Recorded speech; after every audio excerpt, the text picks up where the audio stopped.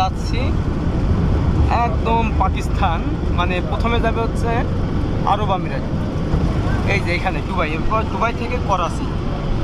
এই যে check up কিন্তু করে ফেললো। তো আমরা হচ্ছে এখন মানে মানুষ যে স্তরে বসবাস করে সেখান থেকে এখন যে স্তরে মানে বিমান চলাচল করে সেই স্তরে প্রবেশ করতেছি, মানে যাকে বলে স্ট্র্যাটোস্ফিয়ার, যেখানে ঝড় বৃষ্টি নাই, এই কারণে এখানে বিনা বাধাই কিন্তু বিমান চলাচল করতে পারে। ওকে, যাই হোক, টেক অফ করে ফেললাম। আর এই যে আমাদের ঢাকা সিটি, একদম লাইট জ্বলতেছে।